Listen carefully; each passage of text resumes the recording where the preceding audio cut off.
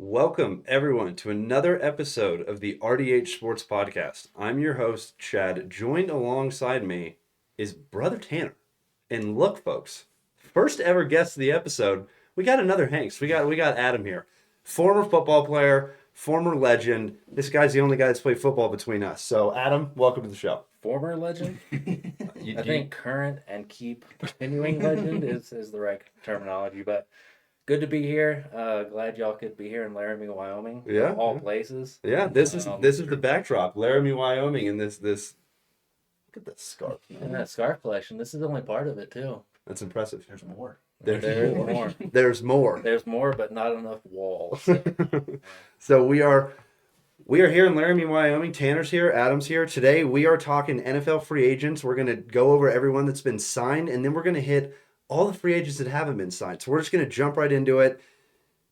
Tanner, the biggest name of free agency, we talked about in the last episode, Chris Jones, gets signed to the Chiefs, 5 years at $160 million. Take us through what the hell happened there. It's disgusting is what happened there. You remember the beginning of the season when they were having that contract dispute with Chris Jones, the Chiefs were, and they're like, I don't know. He didn't play in the Lions game. And then he comes back and he starts dominating. He does what Chris Jones does, right? He's one of the premier defensive tackles in the league. He should be paid like one. And he was a large part of their Super Bowl victory this season. I think if he wasn't on the field, if he wasn't playing for the entirety of the season, maybe they still would have made it. You never know, but he was a big contributor to that. And you can put a lot of that Super Bowl on him. So I think absolutely worth it. And, keep doing what he's doing, I guess. Exactly. And another defensive player that got tagged, franchise tag, Josh Allen, the defensive end for Jacksonville. We're just going to kind of rapid fire go through these, and then we're going to talk all the upcoming guys. We got to shout this guy out because this is an Aggie. If you listen to the podcast, Tanner and I, Aggies. Adam is an even bigger Aggie than all of us combined. So Justin Madubuike gets signed for a 4-year, $98 million contract. Adam, take me through how the Aggies are feeling right now with Justin Madubuike back in Baltimore. Oh, having an Aggie in the NFL representing. You had Von Miller before, who was getting bags, getting Super Bowls. Now you got Madubuike, who's in there with the stellar defense. Yeah. Probably one of the the highlights or like the cornerstones of the Ravens defense. Absolutely. But I'm not an Aggie, but coming from a family of Aggies, proud to see that. Absolutely. Glad to see someone like that. And continued defensive help for A&M, or not defensive help, but bringing in defensive players into the NFL. You like to see, A&M was offensive line university back when you had Jake Matthews, Luke Jokel, and all those guys. And now you're seeing defensive end university, defensive tackle university. And it's interesting to me with this contract because the Baltimore Ravens franchise tagged him. And then they signed him to a contract. So not only, to me, it's not that they didn't waste their franchise tag, but it's kind of like they almost wasted their franchise tag. But it showed you how important this guy is. Mm-hmm. Like, it showed you how important he is for this team, just like you said, cornerstone of that defense. So I think so, too, is like, it's not like he came out of the league, you look at like Von Miller, like you said, like Myles Garrett. These are like premier pass rushers who come out of the league and they make an immediate impact on a team.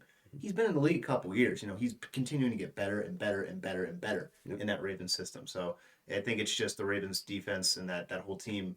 It's just like, okay, this guy knows how to learn. This guy is very good, and this guy has a lot of talent, and he's just going to continuing to get better and better. So I think that was a big reason why he was that big target for them. He has a standout season, so you got to give it to him, right? The Ravens are right there too. Yeah, they're on the cusp of getting to the Super Bowl and having that team for the Super Bowl.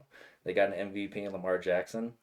Stats, maybe down a little bit for MVP candidacy, but like they have the full team. They have the coaches. They have everything. They have what they need. So locking down that one piece for at least another year, possibly put them over the edge. Yeah, exactly.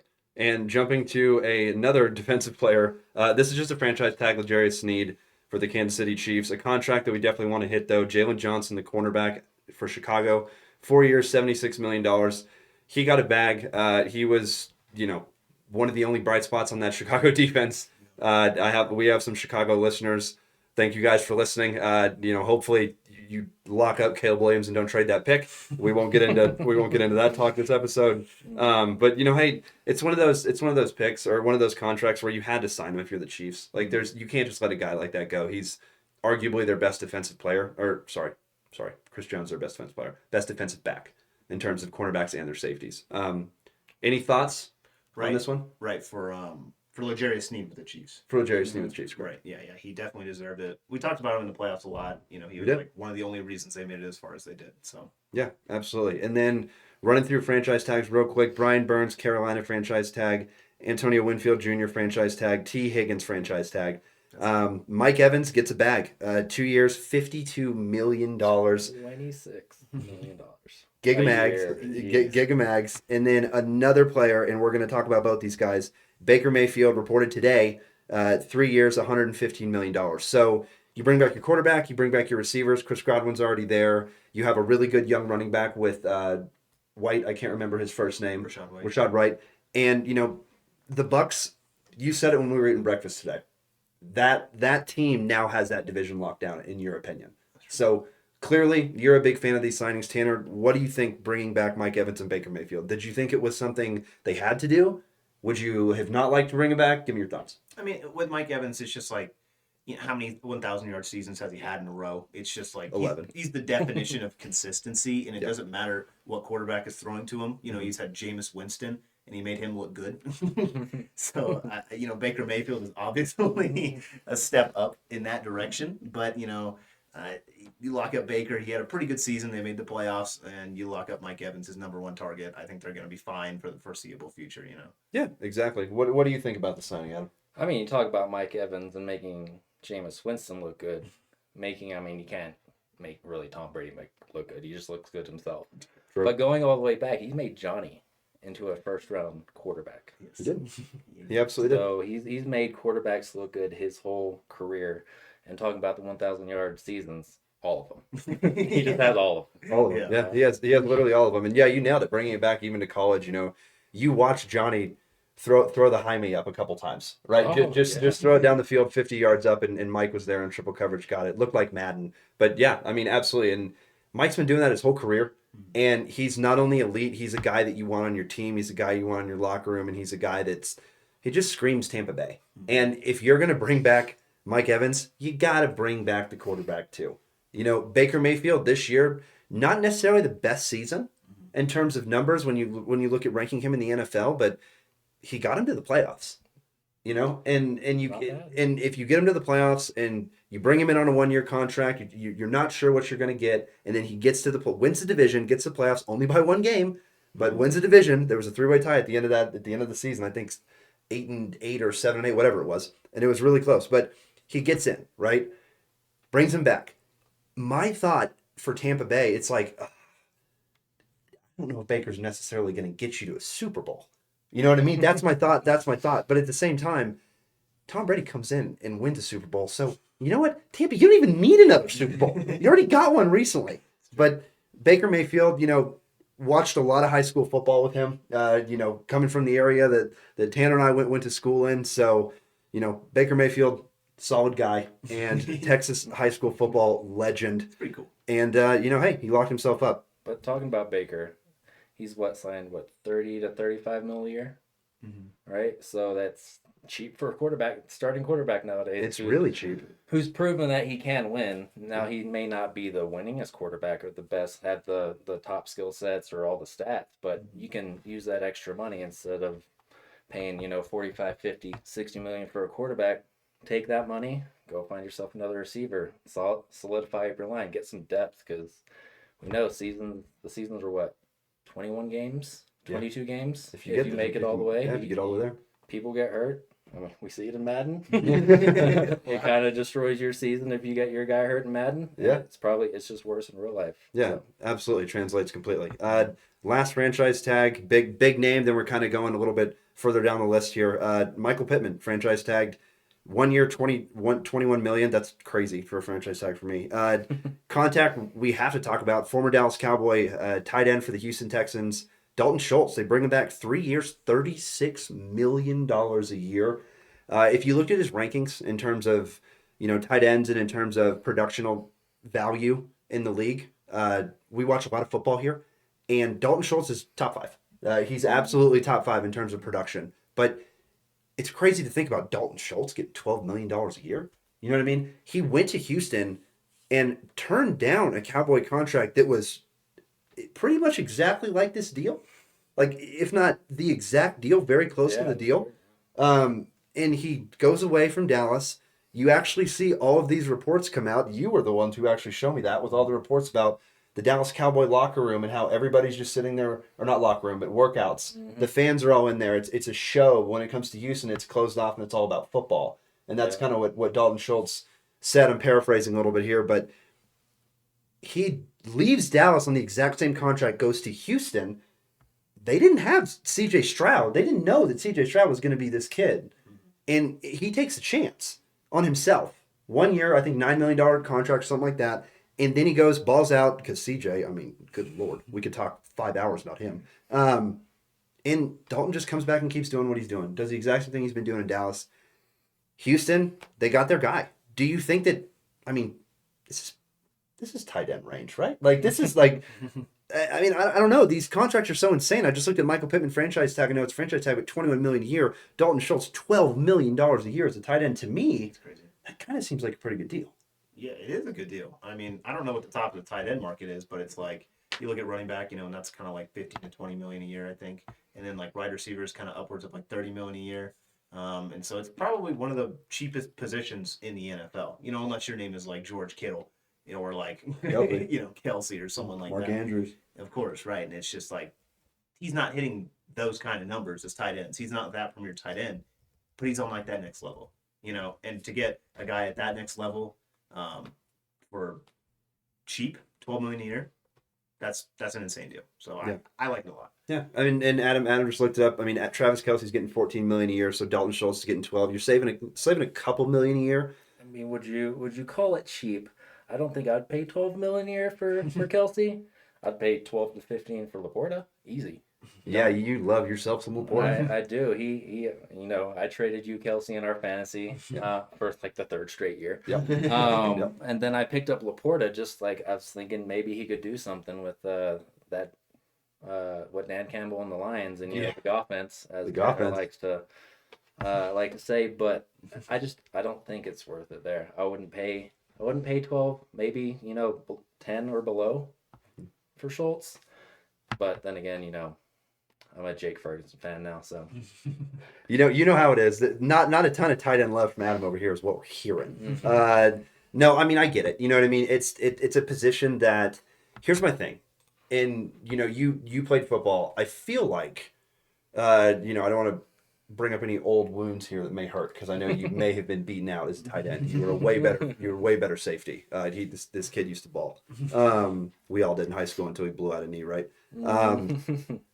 Is a young quarterback, isn't, aside from your left tackle and arguably a wide receiver, tight end is your guy that's in your face every time. He's closest to you when you're hiking that ball pretty much every single time on that line, and he's your check down, he's your dump option. Mm-hmm. You know what I mean? So for me, I know we're spending a lot of time on this, but I just want to hit on the point. He's so important for CJ. And with for a young quarterback, yeah, oh, of course, yeah. Your tight end's your security blanket, no matter what you have, unless you have like a T.O. or Jerry Rice on the outside, or one of those big names, Marvin Harrison Jr. coming up in the draft. Exactly. Cough, cough. Yeah, exactly. But no, yeah, that tight end is I mean, as we see, it's been growing. The position's been growing, and I also think it's like the glue, because a tight end is an offensive lineman who's at a skill position. That's all it is. That's a Whenever I've only played high school football and some semi-pro in my younger days, but the tight end, they practice with the linemen, they do their blocking drills and whatnot, then they break off from that halfway through, and then they go hang out and do 7-on-7 drills or pass catching drills with linemen, quarterbacks. So they're kind of the glue that holds everything together in my mind. Former tight end, but just me. Yeah, that's great insight there. We got the next signing, offensive guard for the Rams, 3 years, $48 million. Kevin Dotson. We got Drew Tranquill, linebacker for the Chiefs, 3 years, $19 million. Not a lot of people are talking about that signing. That's a pretty good signing for that number a year, for 3 for 19. And then I didn't see this one. You brought this one up to me this morning. Hunter Henry, 3 years, $27 million for the Patriots. Uh, That's the price I would pay for Schultz right there. 323 for 27, around that 9 mil. Mhm. I don't know about Hunter Henry. Not my favorite guy in the world, but then again, I'm just gonna be hating on tight ends unless it's Jake Ferguson or Laporta. So I'll let y'all take it from there. I'll That's- stop getting myself in trouble here. that's the stance the former tight ends take, and that's what happens. You always go after the position you played. I get it. Hunter Henry, $9 million a year. I mean, I just like, what did he do? yeah, that's kind of my thought too. Wasn't that like one of the worst offenses in the NFL this past season? I mean, yeah, yeah. I mean, that was a game with us. No offense to Pat's Nation, but if Pat's was on, it was like, oh, okay, yep. Let's see what else is on. Man, Like, let's try to find another game. Let's chalk it up to a quarterback problem. Yeah, and he's now gone. Mac Jones is now gone. We'll get into that right after this next signing. But okay, so we're all kind of on that signing here. Is kind of what I'm getting at. Last offensive lineman that we're going to hit today for signing. We got an offensive guard, Ezra Cleveland, signed for the Jaguars, 3 years, $28.5 million. Offensive guard, 3 years, $28 million. You always need a guard, just like Bill Parcells. You say you always need linebackers. But we were just talking about the Patriots. We're going to hit a couple signings, and then we're going to go into all these free agents.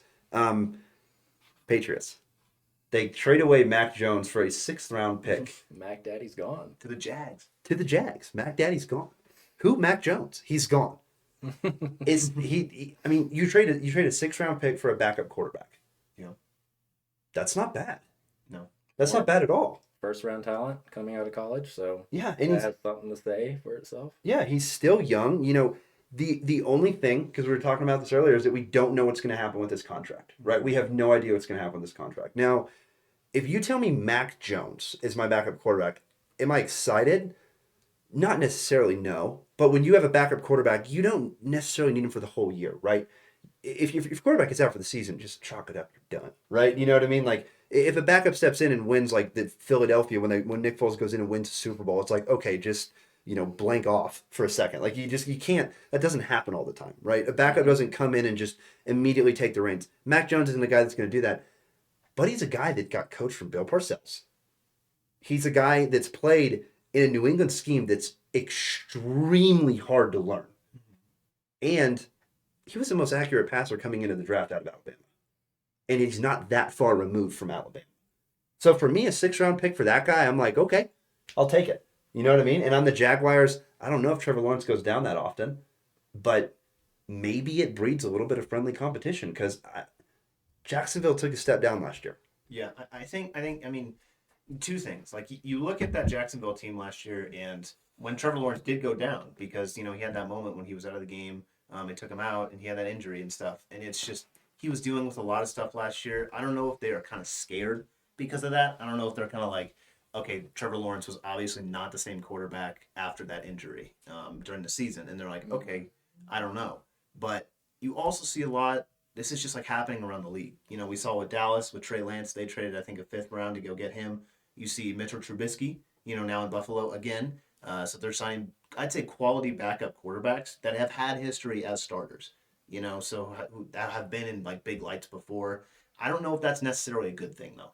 You know what I mean? Because out of these signings, these trades and stuff, we haven't really seen them, bear fruit, right? You haven't really seen them like have to come into a game and play well. So I don't really know. I think it's good. I think it's good to have Mac Jones as a backup. He had like a good season or two in New England. He's not bad at all. I do not dislike Mac Jones. He was in a Pro Bowl once. It's gritty, a little gritty. The worst on the planet. It was pretty good.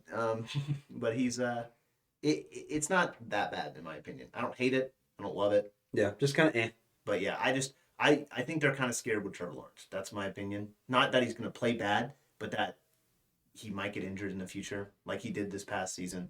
And if he goes down, who's the backup after that? You know what I mean? Now it's the Mac attack. But yeah, I mean, I get what you're saying. I understand. I mean, I think the reason I wanted to bring this one up is just because that was the whole point of bringing this up was. Mm-hmm. Is there question marks in Jacksonville right now? I don't think trading a 6th round pick for Mac Jones should make any Jacksonville Jaguar fan scared. You know what I mean? I don't think that Trevor Lawrence's position is anywhere close to being gone. But Well, the way I look at it is think about it. 6th round in the NFL draft. You are going to have a quarterback like Mac Jones, and you're trading that. To me, that's solid. That's good. You know what I mean? To me, that's really solid because a 6th round quarterback, I mean, maybe the kid out of Notre Dame, but even then he could jump up into the 5th round, right? So Hartman. it's Hartman. Yeah, exactly. So, Mac Jones, is he better than Hartman? Who knows, right? Who knows? But it's an interesting one. We'll see what happens. Like you just said, Mitchell Trubisky got signed to Buffalo, 2 years, $5 million. Crazy to think Mitchell Trubisky's almost 30. He's 29. Like what? You know what I mean? I remember when he was back in college. And then we had another signing that came out of nowhere, or not a trade, I would say, that came out of nowhere, that I'm going to let you take because everybody knows that you're a big fan of the Cleveland Browns. So tell me what the old Cleveland Browns brought in there. Dude, let me tell you, this is probably my favorite trade, not because I'm biased, but because of how long this took to actually happen. The Browns have been trying to trade for Jerry Jeudy for the past 2-3 years. Free agency, before trade deadline, that kind of thing, every single year. And the Broncos kept saying no because he's, that's our guy. We drafted him first round. We want him to be that receiver of the future. And he kind of never really turned into it. You kind of saw it a little bit. You saw it here and there. But I think with the quarterback situation that they've had there, with with multiple different revolving quarterbacks and him just being kind of out, being kind of slow in some areas, not progressing as well as he should have been. I think the writing was on the wall, and Cleveland was like, I'm number one. I am the number one destination. You cannot take this from me, right? So they finally got their guy. I think he's going to prosper in Cleveland. I think him being behind a wide receiver like Amari Cooper, who can be a veteran, who can be a teacher to him, he's just going to get better, And that's, from what I've heard from reports, Jerry Jeudy has looked up to Amari Cooper a lot in his career. That's why he went to Bama. That's kind of why he was that's why he's there now. So they have that connection. And so you pair him with Deshaun Watson, who will hopefully progress. If you're hoping, if you are the Cleveland Browns, you hope he progresses and gets better. Not going to. He probably won't. Let's be honest here, folks. He probably won't. Bring But back Joe. Bring back but it's a hope. It's Hope is built on a couple sticks in Cleveland. couple sticks. A couple sticks that break very easily. Sounds like a true Cowboys fan over here, hoping that their secondary team is gonna just do what they need to do to get above. But the thing is, their roster's good. They have a solid Yeah, roster. if you look on paper, it's nasty. It's disgusting. Their defense has been very good, and their offense has obviously not 3 starting caliber wide receivers, but a number 1, absolutely, a number 2, and I'd say probably a number 1B. If he can step up to that mantle and play like I feel like he could. Judy. Yeah. And then Elijah Moore at that number 3. No offense, but he's that number 3, and I think he's good. You got Njoku, you got Nick Chubb coming back, Jerome Ford, and Joe Flacco potentially in the backup, just in case Deshaun doesn't do what he likes. Yeah, and you never know what's going to happen. To be honest, you never know what's going to happen in Cleveland, right? You have no idea what's going to happen in Cleveland. Aside from these recent years when Baker was there, right? All of a sudden, Baker Mayfield comes in, starts winning football games, and it's wait a second, Cleveland's back to the playoffs. Oh my gosh, they're actually back. Then Baker goes away for Deshaun Watson, who at the time was on the field, was one of the best quarterbacks in the league, was a top 10 quarterback at that time when they traded for that amount of money, right? You're not going to be not a top 10 quarterback and get that kind of bag, right? But the injuries, the off the field that we're not going to get into, that we've already chatted about before, and just inconsistent play in general. I mean, let's be honest. It's a complete failure. This trade has been a complete failure so far. It's been 100% a failure. Yeah. Now. 100%. Deshaun Watson? Yeah. Oh, yeah. Oh, yeah. Now, if Deshaun Watson... It's negative. Yeah, easily. How much of a bag did they give up to get him? A All lot, the first round picks? 3 Yeah. first-round picks. Yeah, They're still paying for it. Exactly. So they're losing out on all of that, and not to mention he's not even playing. But if Deshaun Watson goes and gets to the playoffs this year and actually plays up to what he's doing, then the trades. I mean, here's the thing: when you have 3 first-round picks and you're trading away that many first-round picks, bro, you don't even got to get to the playoffs. You got to get to the AFC Championship game. I can't be doing that anymore. We'll see, right? Yeah. Good times in Cleveland. I do think it is very early. Free agency has not started. That's why we did this episode on Sunday. Free agency opens up this week officially on the 13th. So that's when you'll start to see all these signings. But we had to hit this trade, not only because it was your Cleveland Browns, but because I completely agree with you. Amari Cooper is one of the best route runners in the league, and he's only going to get, more wisdom and more knowledge. And then Jerry Judy comes in, who's just a freaking speedster. And then what can Jerry Judy work on? His route running. Exactly. That's what he needs to work on. And it's like, okay, so now you're bringing in him, and you have Coop already. Mm-hmm. So I don't know. I think it's a really really good one. Just staying on the whole Cleveland thing, like, where are they drafting at? Mr. Browns fan over there. I mean, they Not a first round pick. Yeah. Oh yeah, It's they don't not have the good, first round pick. But Yeah. if do you think they could do? I mean, the Packers do the Packers idea where you draft a good quarterback that could be a first or second rounder, and then just let him sit under Deshaun Watson. If you bring Joe Flacco back, dude has a lot of knowledge. He has Super Bowl experience. He's been on winning teams and all that. Do you think bringing in a later round or mid to later round quarterback and having them sit and try to go that route, let Deshaun Watson hopefully get better, but write out his contract because it's all guaranteed. They're going to pay it no matter what. Yeah. So I'd say yes, like in theory, absolutely they can do that. But like you look back at the past with the Cleveland Browns, it's just like sometimes they've tried to do that. Like with Baker, they tried to let him sit and develop. And the fact of the matter was just that Tyrod Taylor was not good enough. And it's just like, okay, we need someone who can come in and play. And that was Baker. They subbed him out and Baker came in, he started winning. That's what Baker does, and so that was like the aberration. That was like the thing that wasn't common with their quarterback situation over the past however many years. So I'd like to see him try. I really would. I want to see them just let a guy sit for at least like a year, just behind someone who has a lot of knowledge of the game. If Joe Flacco's that backup role, perfect mentor for a rookie coming into the NFL. Deshaun Watson can add that flair if he wants to, trying to let him, teach him and do all he wants with him. But like, I want to see him try. I want to see a higher pick spent on a quarterback that's not immediately shoved into a starting role. That's just like, all right, good luck.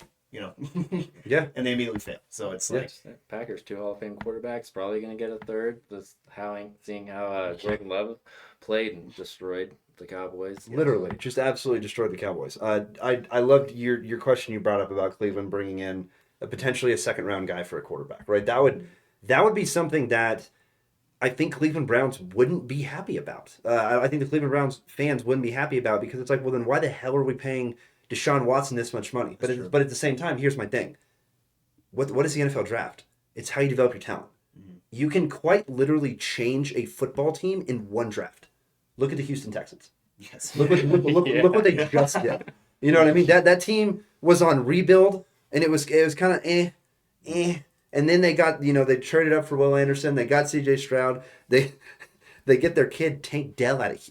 I mean, come on. You know what I mean? Like, walks right out of University of Houston right into the Texans and just keeps going. But if you draft well, that's a whole different thing. And if you're spending a high pick on a quarterback, to me, that's telling your current quarterback that, hey, we don't have that much confidence in you. And right now, I think the number one thing that Deshaun Watson needs is confidence. But here's the thing. You've had a while to get it. I think he's had 2 seasons that he hasn't played. Yeah, this is the 3rd season. So my thing is that ship has sailed. Yeah, I agree. And I think you need to bring in a guy now. Cleveland Browns in the 2nd round.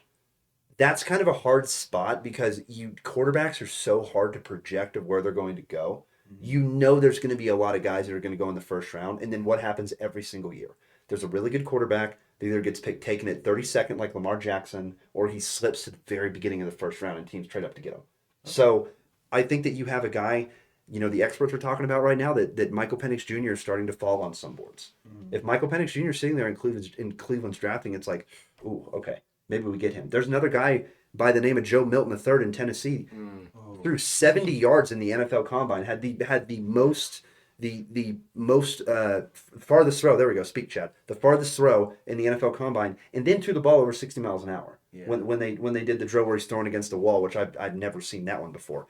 But and then he tested extremely well other than that too. Mm-hmm. So what you said is bringing a guy. What would you like to bring in a guy in the 2nd round? I think if you want to bring in a guy, you want to bring in a guy that has an incredible amount of upside. Talent. You want him to have talent, like Josh Allen, even though he was something picked very, very high in his draft, 2016, 2017, somewhere. Yeah, got picked 7th. Yeah.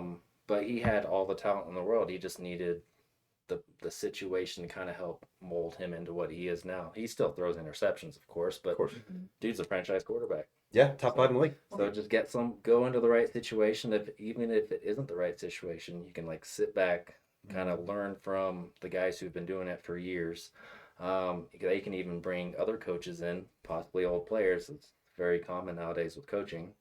D'Amico Ryans, but just having someone sit. I mean, the Packers they don't skip a beat. They just do.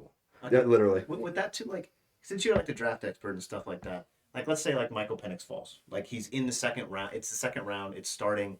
We're a couple picks in. Do you think if he's still on the board, do you think Cleveland should be aggressive and trade up?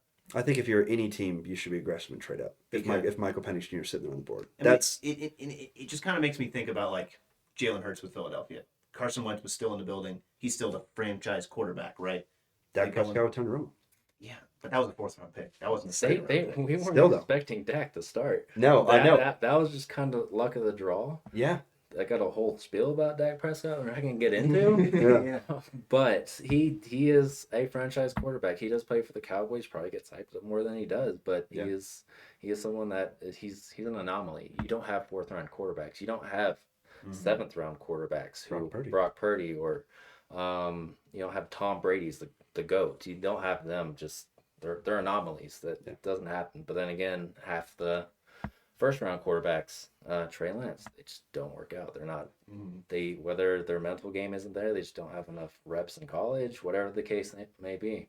But people like Brock Purdy just has that dog in him. Yeah, and that's absolutely. He has a dog in him, and he goes into a roster that you can't really miss. So if Michael Penix is there in the second round, I will be screaming at the TV.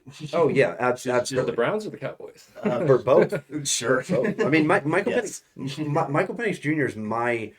I've watched a ton of college football, and I mean, ranking these quarterbacks and ranking these players, Michael Penix Jr. is my number 11th player on my board right now. He's my number 11th player. That's ratings 1.0. They're going to drop, the top 50 will drop, and I'm going to make sure to get him real in there. But Michael Penix Jr. is a guy that he can fall. He's a guy that has the name to kind of fall. JJ McCarthy's getting hyped up, and he's gonna be jumping in this draft process. Michael Penix Jr. has arguably had better pro days or better combine and dropped. So you don't really know what's happening right now. Is kind of fluff is what I call it. You have a month till the NFL draft.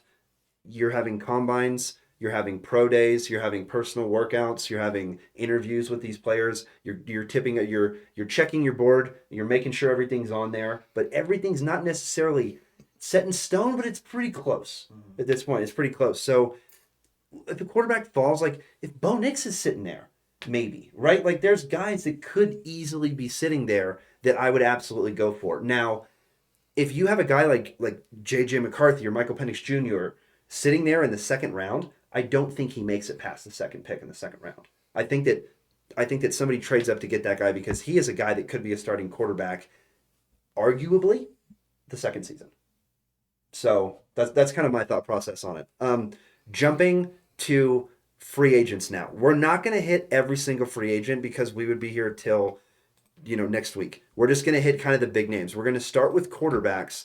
There's not a ton of huge quarterbacks that are out there. We're only going to hit a couple guys for quarterbacks, but we're going to hit the very, very obvious one first, Kirk Cousins. And honestly, I think Kirk Cousins might be the only guy I want to talk about because this list isn't really that great. We got another one. We got Russ. Keep that in your bag. That one we will absolutely hit after this. Great job, Adam. Great job. Kirk Cousins. We all have mixed feelings about this. Does Kirk Cousins come back to Minnesota? Or does Kirk Cousins go somewhere else? I mean, Minnesota, they're probably in the mindset that we've had this quarterback, we've had great seasons, we've had a great running back in Dalvin Cook. Prior to last year, I think they were 10-0 at one point, and then I think the Cowboys beat them, didn't they? They just demolished them like 40-0 or something. Yep. Kind of the surgeons of that Cowboys Dan Quinn defense that got destroyed. No, but I think they would be smart to bring someone back, or to bring Cousins back. But I think they're like, we need to move on or either find something else because he doesn't have that spark that we need. He's a game manager. He's not a go out and win. He can.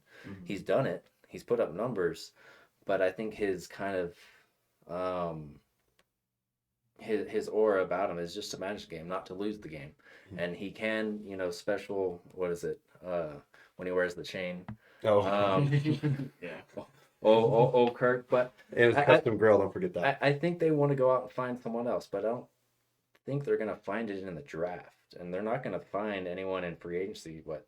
Russell Wilson? You saw how that happened with the past couple years in Denver. Some of the other older ones out there, Marcus Mariota, he's not a franchise quarterback. Maybe a Gardner Minshew, but I think Gardner Minshew is a great quarterback, but I think he's one of those top tier backups. He's not someone that could lead a franchise. I could be wrong. You could go out and try to get Joe Flacco from Cleveland. He's shown he still got it, but he's going to be 40 next year. Yep. That's stepping into that Drew Brees, Tom Brady, Aaron Rodgers kind of legendary. I'm never going to quit status. Yeah. So Yeah.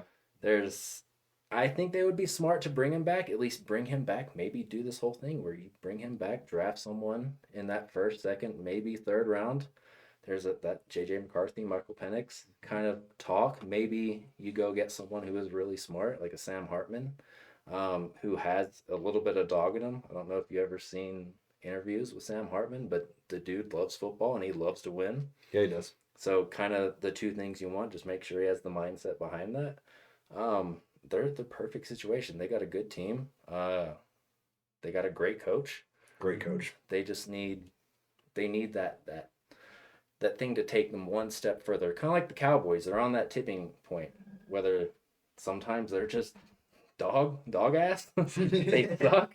Sometimes they're like, this team's going to win the Super Bowl. They're kind of in that tier, I would say, that B tier of good but not great. Yeah, the cusp of just they're right there. They're right there. My thing with Kirk Cousins is what do you got? What do you got? What do you got other than Kirk Cousins, right? Like, because if you can't bring in somebody better or equal to, then you're coming back, because they got a guy by the name of Justin Jefferson that is going to get a bag, and in order to get that bag and not leave somewhere else, I would venture to say that you probably need to know who your future quarterback is. You know what I mean? So that's kind of my thought. Or at least have a plan. Not even maybe not know, but at least have a plan. But sorry to take over. No. But you got Jordan Addison there as well, who's young. He's on a rookie contract. Forgot about him. He's not going to be, I don't think he's going to be a Justin Jefferson, but the dude can ball. Yeah, he's shown. Justin Jefferson went out. Addison jumped right in there. It was like, dude, I'm a number one. Yeah. And you're not going to pay Justin Jefferson and Addison, so you kind of want to capitalize on that. Yeah. The wide receiver window, let's call it. So, but they have Hawkinson as well too. So they got a lot of they got talent. They just need to capitalize.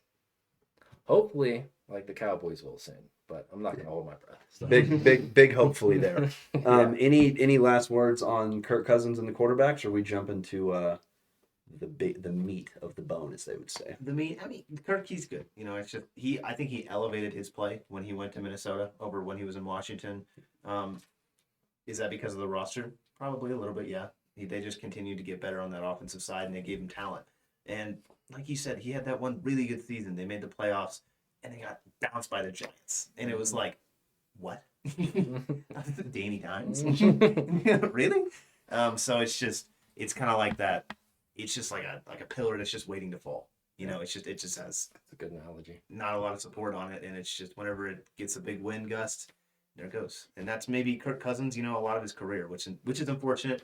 Maybe he gets it the third time is a charm. He goes to another team, but I like him. I think he is a really good quarterback. I think he's still got that juice in him. I think he's still got that dog in him. But I need to see him win more in the playoffs. It's just, I hate to bring it back to the Cowboys, but it's like that. It's just like, it's one of those situations you got to win in the big games. Got a question for y'all for Kirk Cousins. Yeah. If he wins a Super Bowl, do you put him in a Hall of Fame conversation? Because he has good stats. He has stats for a Hall of Fame quarterback. May not be the greatest, but there's definitely quarterbacks in the Hall of Fame that have less stats than him. I think so. You throw a Super Bowl in there. Is he Yeah, he could. Maybe not a first ballot, but Maybe, and I think he could potentially enter if he entered. I think he could enter the conversation. I'm talking if he goes out, wins a Super Bowl, and then literally continues to play at that level and consistently goes to the playoffs. Then maybe I throw him in the conversation. Kirk Cousins, though, man, like I don't know. He's I feel like he's the most like the best average quarterback in the league. a Jared Goff. Yeah, but at the same time, look how far Jared Goff went. Yeah, Goff is good now. Right? Like look how far Goff has gone, but all it took was just a change of scheme. Right? Kirk Cousins, I mean, was in Washington, did make the playoffs once, and then goes to Minnesota, has a way better roster, and makes the playoffs, but just gets bounced. Or you know what I mean? Just gets taken out in the first round. So I don't know if I don't think personally for me, no, I don't have him in the conversation. If he wins a couple, you can't not put him in the conversation. Sure. But I mean, it's Captain Kirk, baby. Like you got to bring him back. I don't know. That's just my opinion on the whole thing. There's nothing else out there right now unless you want to blow it up and rebuild. Yeah. Exactly, and you got a guy named Justin Jefferson that can let that happen. Jumping to running backs, there's quite a bit of these, so So excited. yeah, we're gonna start on the bottom portion of this list, which is even crazy to think about. Two running backs that are literally so close together in age. Clyde Edwards-Helaire, who He's a free agent. yes, he is a free agent this year. He's a UFA. I mean, there's no way. I mean, he's a free agent, so Kansas City's not going to bring him back. But like Kansas City's running backs is just absolutely insane. You know what I mean? So to me, it's okay for Clyde Edwards-Helaire to kind of go away. Mm-hmm. Also, his production kind of fell down a little bit. Mm-hmm. You know what I mean? When you have Pacheco take over and do what he can do Yeah. and show that he can be the guy. Yeah. You can let someone like Clyde Edwards-Helaire go. But then again, when's the last time Chiefs signed a running back to more than a rookie contract? I can't. Maybe Larry Johnson, Priest Holmes, maybe Jamal Charles. Jamal. Jamal Charles, yeah, That might have been the last one. yeah, but he's one of those anomalies. He's like He's absolutely an anomaly. Jamal Charles is a legend. An absolute legend. I'm not a big Texas fan, A&M, but people that come out of Texas know how to play. Oh yeah, yeah. They're built for the NFL. Yeah, we evaluate talent on this podcast, regardless of the school. So Clyde Edwards-Helaire, I mean, it all kind of seems like, yeah, we kind of saw it coming. Yeah. You know what I mean? We'll see what happens, where he goes. DeAndre Swift, that's an interesting one. Yeah. Because he goes to Philly, he's supposed to be this, just step in and go, and he hasn't necessarily been that. You know what I mean? He's had ups and he's had downs. Mm-hmm. I just don't. And this is it's almost like a rant that I feel like I've gone on before with the Eagles, but like DeAndre Swift's a good running back, and he's not old. He has a lot of juice. Like we saw him. He's 25. When they gave him the rock and they let him go. Let him go. Yep. He was amazing. He just beat everyone in his path. And it's just like the Eagles are such a run heavy scheme that it was really amazing to me that they didn't rely on him as much as I thought they would. They relied on their number 2 and number 3. Yeah, I mean they did, but even then they didn't even rely on them. It was just like okay, let's pass the ball like 70% of the game. And I get it, the NFL's going that way, but it's like, yeah, DeAndre Swift, you went out and got him in free agency. Like Miles Sanders, you let him go after you had one of the better rushing offenses in the NFL. I would say DeAndre Swift is, if not on the same level. And he's younger, he's got more that spark to him, like we mentioned. Let him run free. If I was the Philadelphia Eagles, I'd bring him back and be like, you are going to be a premier running back in our scheme. Like you are going to be one of the top 3 options that we go to at any play. So I want them to bring him back. Obviously, I'm not an Eagles fan, but that's what I would do. I think he's really talented, and if they let him go, that's their fault. And someone's going to get a really talented running back. Well, hey, got me fired up, and I don't even want DeAndre Swift. Another running back, Devin Singletary for Houston. That one's I don't think we're going to spend a whole lot of time on. He's good, but not too bad. 26. Should re-sign him. They should. Yeah, I was kind of surprised they didn't resign him. He's a solid, reliable back. He got the young man, Damian Pierce, behind him. Someone that can learn from. A Devin Singletary, maybe not that much older, but has more experience than Damian Pierce. Yep. Definitely, I wouldn't say better teams, but maybe different like structure teams. Him being wasn't he on the Bears, right? Mhm. Yeah. So I don't know. I'd re-sign him. You're probably gonna get him cheap. Yeah, maybe they're letting him go to test the market just to see, and then maybe they'll match it. But Thing is, when he was in, like he played really well. Like yeah, like Played when he was his job when Damian Pierce was like out with injury this Yeah. past season, he played really well in the passing game and in the rushing game. Picked him up in fantasy 1 week. It was good. Look what a good, solid running back, not the greatest, not the worst, does for a young rookie quarterback. Wow. what a crazy concept. Speaking of a running back that did a lot for a young quarterback by the name of Dak Prescott, Ezekiel Elliott for the Patriots is officially going to be a UFA. They said they weren't going to bring him back. He's 28, turning 29. We like Zeke a little bit more probably than the average folk. To me, I see Zeke sitting out there, and I'm like, all right, Dallas. You know what I mean? Depending upon who else they bring in that we're going to hit here in a second. But Ezekiel Elliott had a little bit of juice last season. Had a couple games where he had a couple touchdowns for the Patriots. Not necessarily the most impressive back, but somebody that I think will get signed. There's no way Ezekiel Elliott doesn't get signed, but a team that maybe uses him in the red zone, a team that maybe needs kind of a 1B, not a 1A. That's kind of where I see Zeke going. Third down pass blocker. Yes. Cowboys needed that. They needed a big guy in the backfield to push it in. Little Tony Pollard back there definitely showed that he's in a 1A, a 1B. He is a 2A. He needs to be the change of pace. So Yeah. Partially, Zeke has a place in the NFL. It's just will he find the right team that will need him? Exactly. I mean, it's almost like a hybrid halfback and fullback role. Yeah. You know what I mean? Like that's kind of what it is. He's so good at blocking. Like he's so good at blocking. Watched him so many times pick up Dak's blind side in person. I'm like, oh, there goes Dak. Never mind, Zeke got him. You know what I mean? And running backs in today's league don't come out of college knowing how to do that. I think a great place for Zeke would be Minnesota, like we were talking about. Yeah. They can re-sign Kirk. I would like that. Bring in Zeke as like a veteran running back who can, he can take a certain load, maybe not the full season anymore. Then bring in like a first or second round running back. Look what the Lions did with Jahmyr Gibbs. Yeah. Brought him in. Very true. Literally, they're 50-50 split.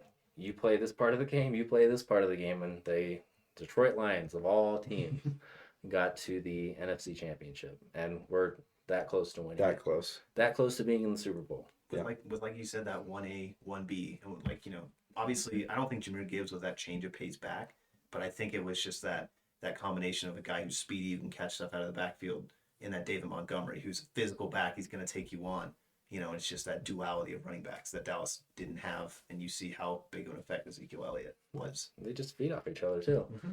So and you have two good running backs. When Zeke and Pollard were both there, they fed off each other. Like they're hyping up, like, "Hey, you go get this touchdown. Or if you don't, I will." Yeah. And whenever they score, they're all happy about it. I mean, you see a lot of teams like that who, once they have that good camaraderie, they're doing well. But you need people to know what their roles are. Then running back, you don't have those big running backs anymore that solely do it. Oh, you do. You got the Derrick Henrys, the Josh Jacobs, those kind of guys. But most of it is running back by committee. You see a lot of teams that they do running back by committee that are great teams. Ravens.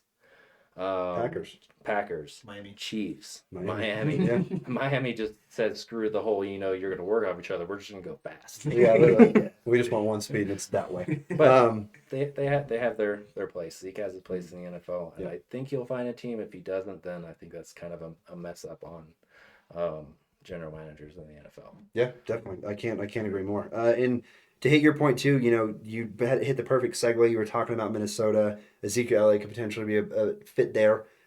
Their number one is gone. Alexander Madison. He's gone. He's not a number one. Exactly. That's why he's gone. Right. Mm-hmm. That's exactly why he's gone. They thought that they could release Dalvin Cook and he could immediately come step in and be that guy. Dalvin Cook did not have a good season this year at all. But neither did Alexander Madison. So he's a guy that is going to a team that is probably taking a chance on him. I wouldn't necessarily think he'd be a guy that gets signed extremely early. But hey, if a team likes him, they'll get him, right? He could just not be used in the right scheme. But Alexander Madison, he's 25, almost 26. One of those guys that said, I'm not sure if a ton of teams will go out and get him, but maybe he'll be signed toward the end of free agency. And then you have a couple of these guys I'm just going to rattle off real quick. Gus Edwards for the Ravens, Should and then get signed somewhere. should get signed 13 somewhere. TDs last season. That- Goal line threat. Exactly. He is a guy that's going to go into a team. He is the red zone guy. He is the absolute red zone guy. So a team that is missing that red zone threat, completely agree. I think that's exactly where he's going to go. Cowboys, nailed it.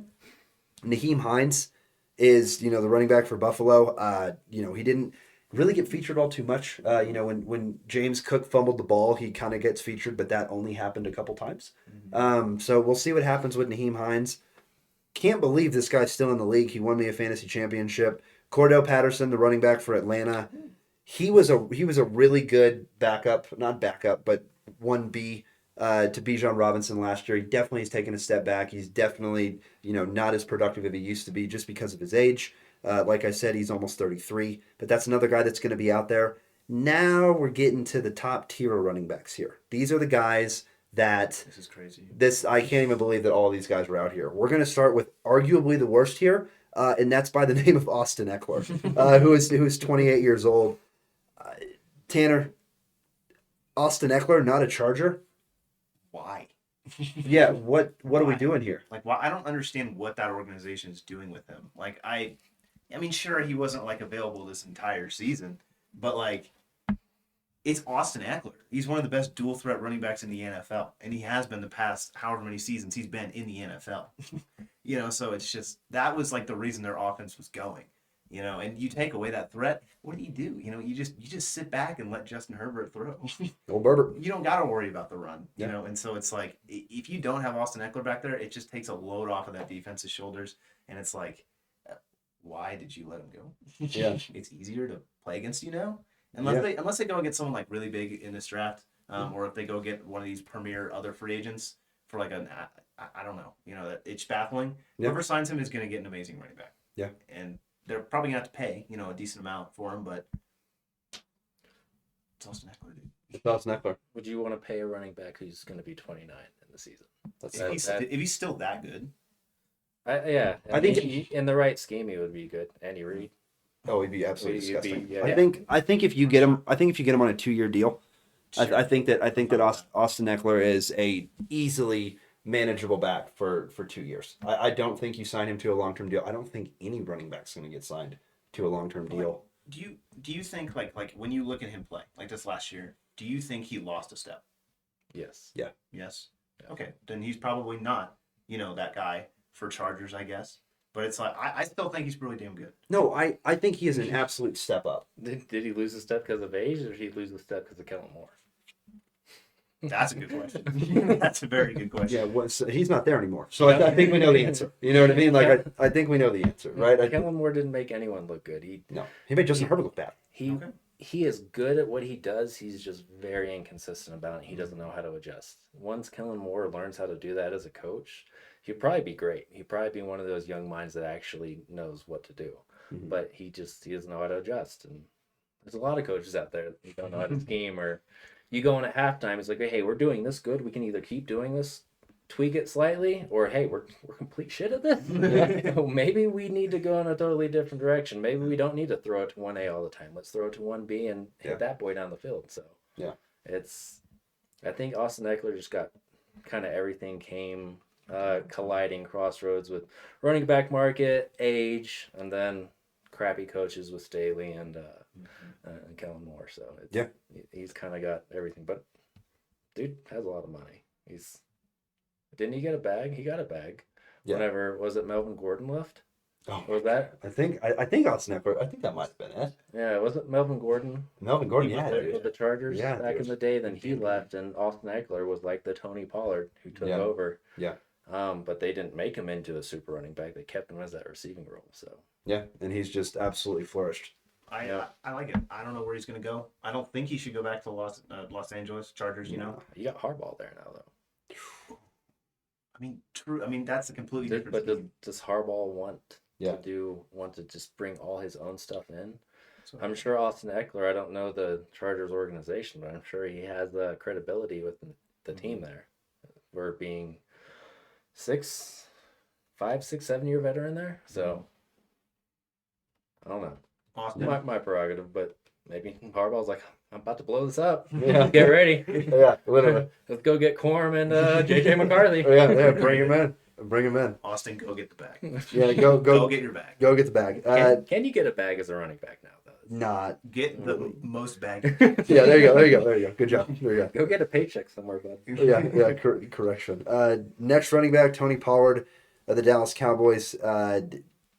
Tanner, go ahead and start us off with this one. I mean, I'm just going to say, I think if you watched any Cowboy game, you pretty much knew that he was going to get released. Yeah, like Adam said, this season showed exactly what he is as a running back. He's not that guy you can solely rely on. He needs another option. He needs to be that change of pace back. He's fast. He's got speed, and he's got a lot of that spark that will just get you back into a game, get that momentum running for you in a game. But he doesn't do it if he doesn't sit on the bench for at least half of those drives. So I don't know. I want him to go to a team where he can kind of develop into like that Austin Eckler role, like that receiving back role. Dallas did it a little bit with him this past season. When they did it, they were really successful.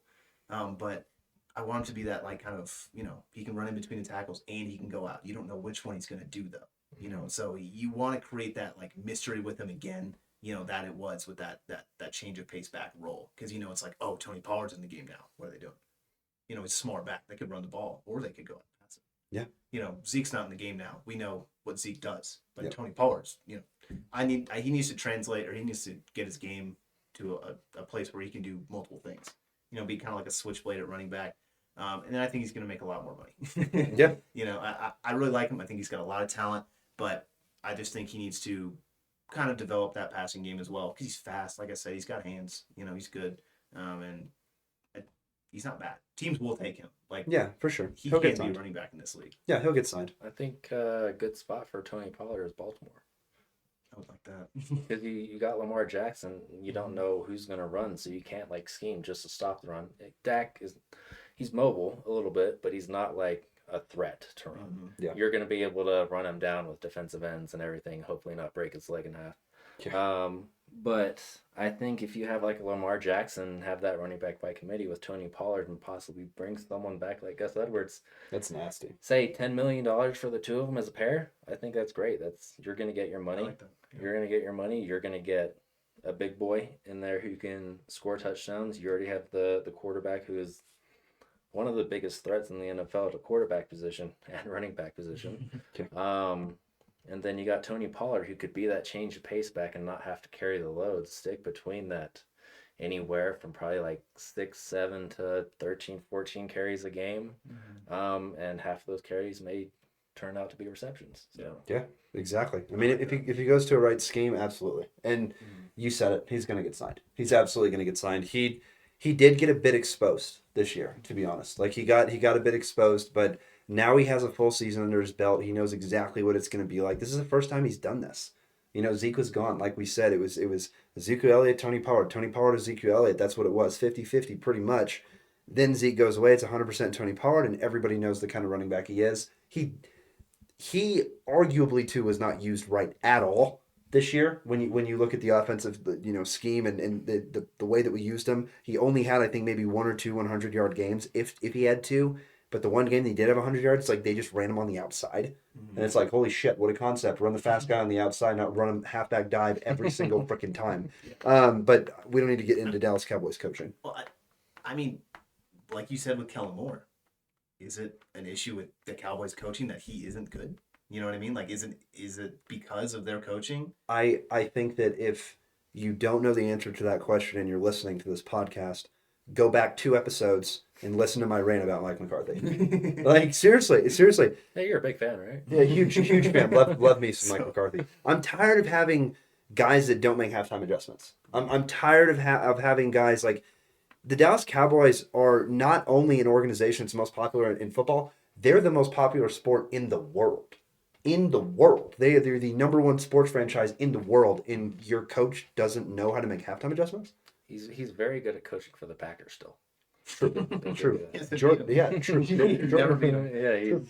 He never left Green Bay. And we found that out the hard way. Yeah, literally. But I think a little bit is to blame, and a little bit, honestly, probably 60-40 is my take with coaching, because they just did not use Tony Pollard right. Now, when Tony Pollard was used right, the times he was used, it was successful. Now, who's to say that if they tried to do that way more times, it would have been successful? It could have failed a bunch, right? Bunch of couch warriors right here. We're not there on Sundays, but but when you have a guy of this caliber like Tony Pollard, you said it at the very beginning when you were talking about him. He is that guy that should be the change of pace. That as soon as he gets in that game, you're like, shit, okay, safety, let's get back a little bit, because he could wheel route and he could get right behind us, right? So I think Tony Pollard's a really fun running back. Jumping to, we've got 3 running backs left. Then we'll go a little bit quicker on these other positions because there's not this many starting calibers at the other positions. Saquon Barkley, and that's number 3. Arguably, or not arguably, a ton of rumors right now. Saquon's going to Houston. Being a Houston fan, I would not be mad at that, depending on the price. Sure.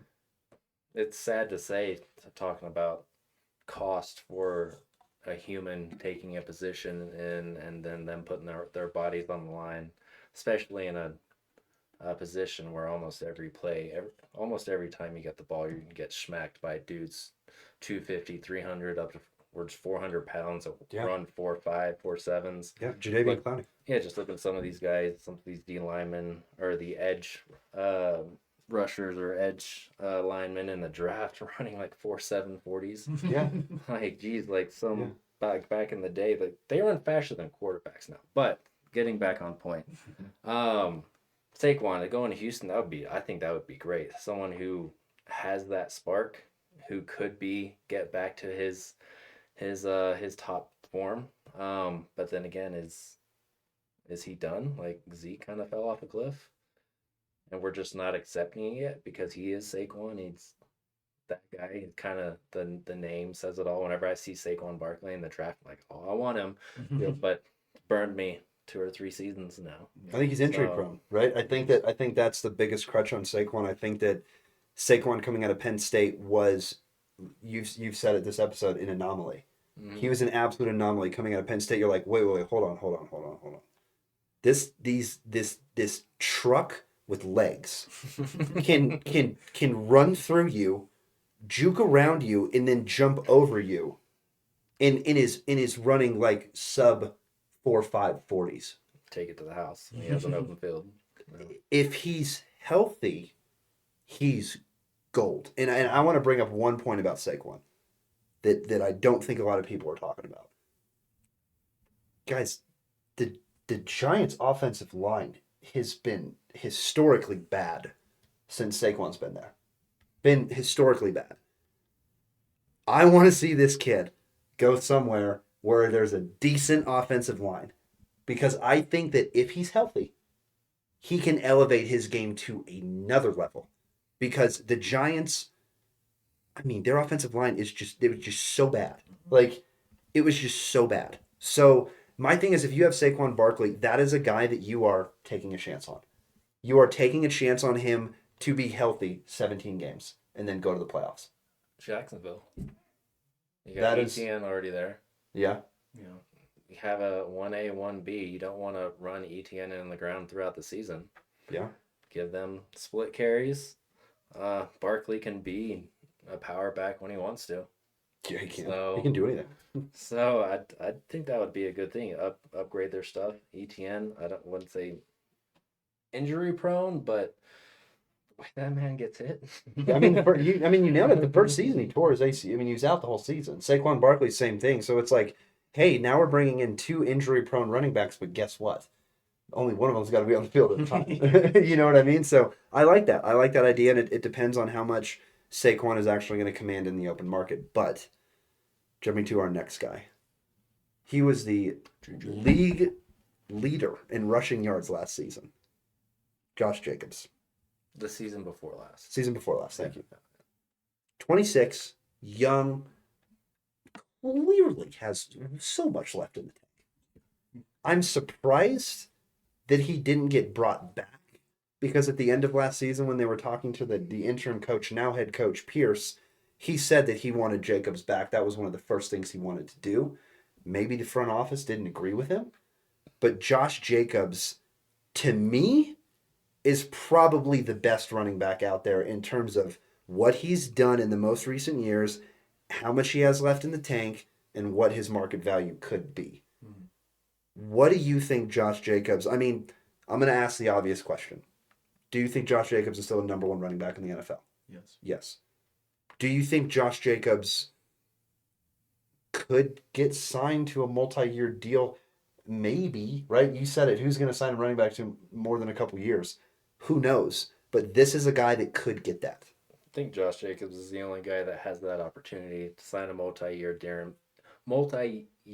deal and be a top running back. One, he is young. He still has a lot in the tank. All these other guys, honestly, like if they don't get signed, I wouldn't be surprised. But Josh Jacobs is the only guy that I would be surprised if he doesn't find a home, at least for another 2 years. What, he's 26? I'd say 2 to 3 years. He'll probably go on a prove it deal somewhere because got a lot of running backs in the draft. Yeah, you do. Maybe not like super top heavy, but they're a dime a dozen nowadays. It's unfortunate. Yep. But yeah, Josh Jacobs, if he doesn't find a home next year, I would assume on a Super Bowl contending team. Yep. Because I don't think he wants to play around unless he is just in it for the money, which he probably needs to switch positions at that point. But yeah, yeah, these poor guys that are playing running backs. Where do you think he would fit? I mean, to me, Josh Jacobs is a guy that commands, like, that's your offense. Like when Josh Jacobs goes out on the field, you're like, okay, he's going to get the ball. You know what I mean? Like he's a guy. To me, he's on a level no one's there because he's so good. Christian McCaffrey, but he's like right underneath that level of Christian McCaffrey because like Christian McCaffrey can run out of the backfield and catch a 50-yard catch and moss you. Mm-hmm. Josh Jacobs can't do that. No other running back can do that, right? But Josh Jacobs is probably the best running back in this whole free agency market. And like you said, I think the only guy that can command potentially more than a 2-3 year deal. But Philadelphia. Oh, I mean, Philadelphia. That's actually good. See, That's a nice comp. That's nice. If Philadelphia doesn't continue to throw in 1B and 1C like they do all the time, then heck yeah. But with Miles Sanders, I think they've started to go that way. Yeah. And then they just kind of like they fell back in their old ways. Yeah. I mean, I think Josh Jacobs goes to a team that needs a number one running back. Yeah. Cowboys. I don't think the Cowboys They're are not going to sign him, but No. they're just going to go either Rico Dowdle's going to be our number one this year, or we're getting someone in the draft. I'm pretty sure we're going to end up with Dowdle as our number one running back. That would be just a. I would love to have Derrick Henry, but Cowboys aren't going to spend. We're all in. We're going to spend $500,000 on someone. Literally, that's the absolute max you're going to Yeah. get. But that was the perfect segue. The last running back we're going to talk about today is Derrick Henry. The fact that Vrabel. This is the correct one. Yeah, that's yeah. The correct one.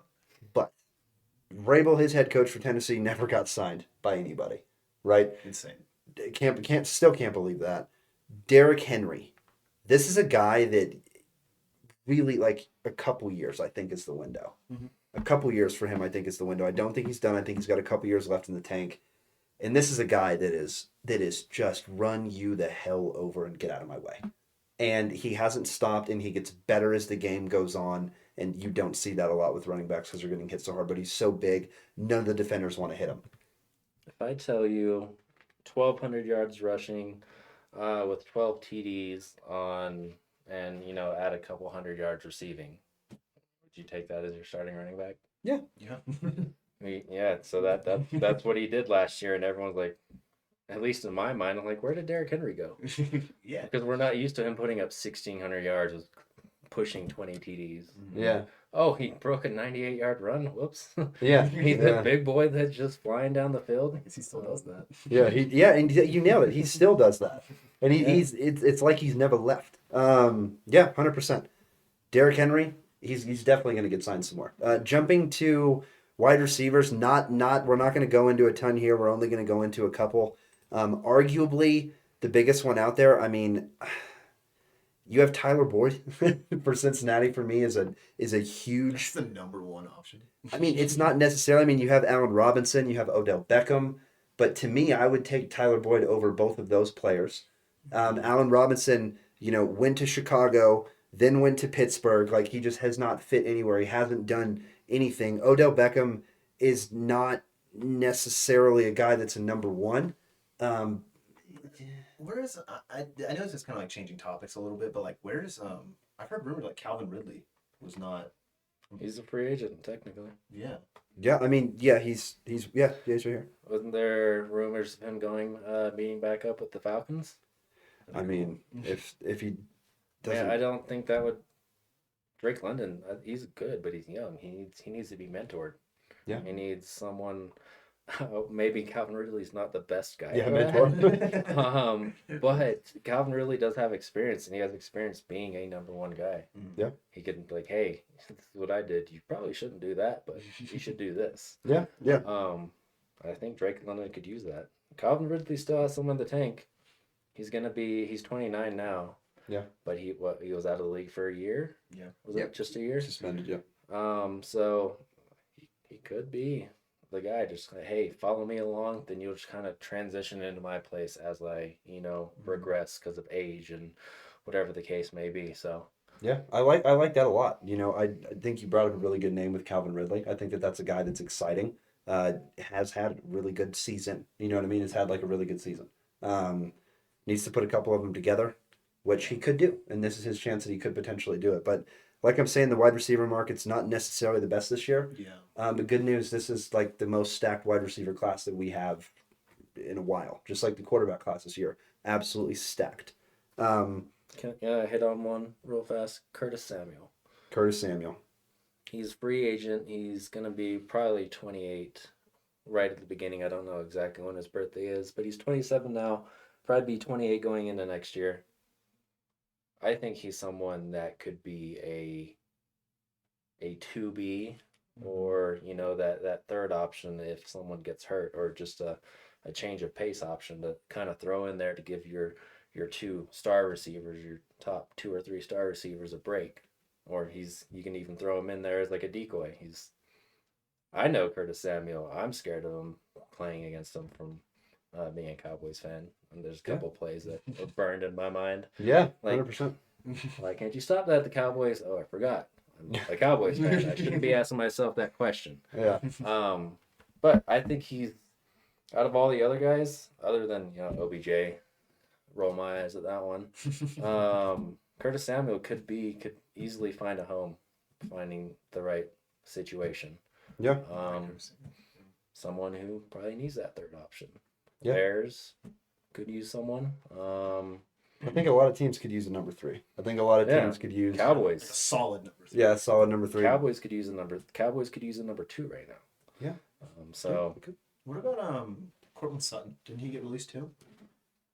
Am I making that up? I don't think so. I think Cortland Sutton, there is talks that Denver is going to release Cortland Sutton. It hasn't necessarily happened yet. Stupid to release Cortland Sutton. Yeah, there's. I don't like him. I hated him. I was like, why is this guy considered number 1? Then you just see him play.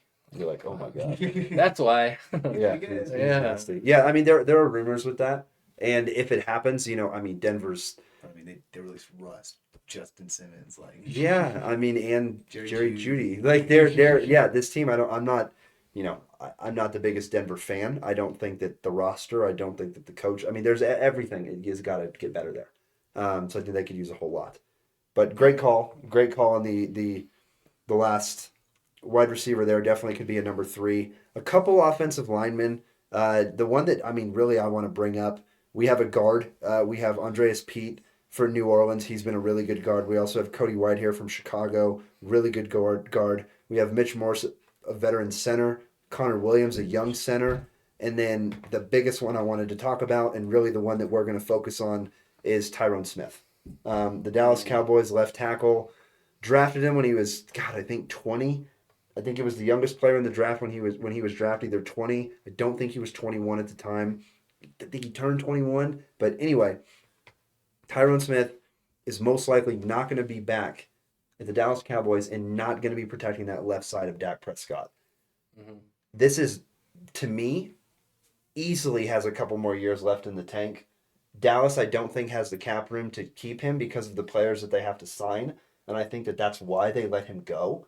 But your blind side's not being blocked by by Tyrone Smith anymore. As a Cowboys fan, I'm pretty scared of that, first of all. And second of all, I thought it was a joke when it said we weren't going to re-sign him. I thought somebody sent me a fake article. No, Yeah. it's real. He's right here. So, Dallas, I don't know what you're doing, but what do you think? Do you think it's a good thing letting him go? Bad thing? What is your opinion? I mean, you've been a Cowboy. We've been Cowboys fans for how long? And how many of those seasons has Tyron not played? I hate to say it, but it's like he's really good when he's on the field. But like it's the big if. Like, is he gonna play? As of recently, is he gonna play a full season? Yeah. No. Then you're just less valuable. It's kind of sucks, but it's like if we have to kind of like prepare for that plan that you're not going to be playing, why would we spend a lot of money on you? Why would we continue if you're the Cowboys to spend that kind of money on you and bring you in? I love Tyron. He had a good season this last year, but he is regressing too. He's not, as good as he once was. I saw a couple, rushes from him that were just like, younger Tyron would have gotten that. He would have destroyed that guy. Yeah. And so it's like, I don't blame them for doing it, but I wish they waited a little bit longer until it was kind of like an obvious decision. But maybe they're trying to avoid that obvious decision. So. I think also. Go ahead before I interject. So I think this is good. Maybe good on the Cowboys' part for thanking Tyron for being there for so long. Mm-hmm. Like they'll usually be like, "We're gonna try to work this out and give you the least amount of possible to go see what your worth is." Mm-hmm. But since Tyron is like, "Yeah, you can go. We're not gonna hold you back from doing what you want to do," because the past couple of years, salary cap wise, he's helped the Cowboys out. Yep. I think is it Dane Brugler? Is that one of the? Yep. He said that these past couple of years on the Cowboys, he's been severely underpaid for his position for how great he is. But he's like, yeah, there's a reason for that, because some games he can only play like count on for 10 to 12 games a season, and once you get towards the end, getting into the playoffs, like he's very unreliable health wise, not skill wise. He's a mountain, and he has quick feet and the hands and everything, but.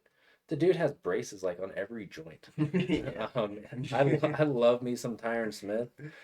He's a mauler, but like you said, you need someone you can count on. I hate to say this, like going in, he's not a free agent. Oh, maybe he is a free agent. Biotish is not great, but he's reliable. He's going to be there. He's serviceable. He's not gonna take out an Aaron Donald, but he'll slow him down He'll get in his way. Yeah, and you're not gonna have to rely on who's my backup there? Oh, it's someone I've never heard of, and he's the 6th round pick from Ball State. Illinois or Maine. Yeah, so it's good to let him go. Is he unrestricted? Is that what it is, or is he restricted? Biotish? No, Smith. Tyron Smith. Oh, I was just wondering if we could get a compensatory pick for him, down the road. Because like I said, if they play good or they play X amount of snaps or whatever, I don't know the ins and outs. It's more of a Tanner thing to get into the details and really understand it. But if we could get a pick for him later down the road, because Cowboys are getting multiple compensatory picks this year, it's kind of how we draft now. Literally, and how many of those compensatory picks have turned into starters? Right, yeah, we're really good in the 5th round. Funny enough, I think Biotish was a compensatory pick. Yeah, because he was like around that 3rd round kind of area. Yeah, so yeah, I mean he's Biotish. I mean that's tough. Do you sign him back? I would. I mean, you have to. I mean, unless you're planning on getting Jackson Powers Johnson in the draft. Yeah. And keep Biotish, take Jackson Powers Johnson if you want. Move Tyler Smith to left tackle. Bam, you got your guard right there. Could, yeah. I mean, that's definitely an option. That's the possibility. I wouldn't. There's a ton of options. Yeah, I wouldn't get rid of 2 starting linemen, then try to replace them. You already got rid of Tyron. Try to sign. You may not want to sign Biotish he's probably going to demand some money because he is a serviceable center, and he's probably going to the right situation. He could probably get a lot better than what he is here. I'm not saying our coaches are bad, but sometimes you're just like, why can't you develop these guys? Like a Terrence Steele, I think he should be our starting right tackle. I'm a couch warrior, but, yeah, and you nailed it. He is a free agent this year. Yeah, he is officially. I think you should sign him if he doesn't sign with another team. Try to bring him back on a prove it deal. Yeah, yeah. I mean, absolutely. Jumping to the defensive ends, the defensive lines. I'll say we're gonna do defensive line. We're gonna do defensive tackles and defensive end. There's quite a bit of these, so we're gonna go a little bit faster on these guys. We're gonna start towards the bottom here, but if I miss any of these guys, go ahead and jump in. But I'm gonna start with a guy that I couldn't even believe that they let him go, and I couldn't even believe that the team that got him could get him because the way that they work the salary cap and all the names they have on their team. Oh my goodness. San Francisco 49ers, Chase Young, 24 years old, former number one overall pick. Well, he's a free agent because he's when he came over, they never gave him. He has to sign the contract. Okay. Yeah, he hasn't signed that bag yet. So with Chase Young sitting there, that's a guy that came from San Fran. And once again, we're doing this prior to free agency. Yeah. So they could get signed by the time, this happens, right? We still have like 3 or 4 days when this episode's going to drop for free agency until it officially starts. But that's a guy that I think absolutely can go out and get it back. And you look and you see Oh, he's getting it. yeah, you know what I mean? Like 4-year bag where you're sitting there going, he got how much weight? Who's that? Oh, Chase Young. Okay. Got it. Yeah, got it. Could he go back to Washington? They got cap room. Now they do because they released everybody. They got cap room. They have a defensive-minded coach who wants to get his guys. I don't know if Chase Young is one of his guys, but he could be like, "Hey, that's my Micah Parsons." Yeah, he could. Yeah. He loves the Micah Parsons. Micah Parsons wants to follow Dan Quinn. I hope he doesn't, but Chase Young's only 24 years old. Yeah. He seems so much older than that. Yeah, literally Chase Young. So a veteran at 24 years old probably has a good, in his prime, 3 to 4 years to go. Which is a contract. You get a contract, Yeah. you sign him now. By the time that 3rd or 4th year hits, and you are a Washington guy, you can build a team. Is Dan Quinn the guy to build your team? I don't know. Yeah, we'll see. We've seen him build a team and then squander it on multiple occasions. Multiple. I think the only time he didn't squander a team is whenever he was with the Seahawks. Yeah. But maybe he left before. Yeah, that was the thing. But yeah, Chase Young, he better get the bag. Yeah, that's a guy that absolutely commands the bag. We've got a couple defensive tackles. You've got Sheldon Rankins, Fletcher Cox announced pretty sure today that he was coming back, and then you've got Glover Stewart as well. I thought Fletcher Cox retired. I mean, pretty sure he's back. Did he come back? That's what my list says. If I'm wrong, that's never happened before. Yeah, if you're wrong, call chat out. Yeah, I mean, some have it's okay. Don't worry, I'm gonna go into the comments later. We'll do Anonymous journalism. Jack Adams. Tanner will do some investigative journalism here with Fletcher Cox. But those are the defensive tackles that are available. And all older guys. Sheldon's the only guy that's sub 30, but 29 for Sheldon. Fletcher Cox 33. Glover Stewart 30. He retired.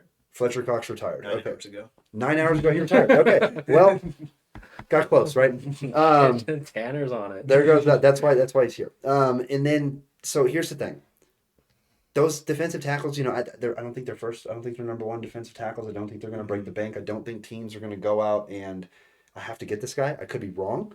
Glover Stewart's solid, but Sheldon Rankins is solid. I mean, do you think these guys are still number one defensive tackles? You need a big body in there. If you're a run stopper, you could be a little older because all you need to do is hold up guys. So I was a linebacker, safety. It's like 10 plus years ago now, but from playing the position, you kind of understand it differently than someone like you understand hockey a lot better than I do. For sure. You understand physics a lot better. anything with numbers. Anything with numbers. But like being a linebacker or someone who plays like behind the line, a lot of the lineman's job, and I hate when I see this actually in the NFL, is their job is to eat up blocks. Mm-hmm. You look at great defenses, the linemen may not have like great stats because they're eating up blocks. So their linebackers can go in there, and the guys who get 140, 50, 160 tackles a year because their linemen are eating up 2 guys. Okay, there's a hole for you. I see the running back in the hole. Let me go get him. Or I'm blitzing. It opens the lane for the linebackers. Linebackers are supposed to be your studs. You're having ballers down there.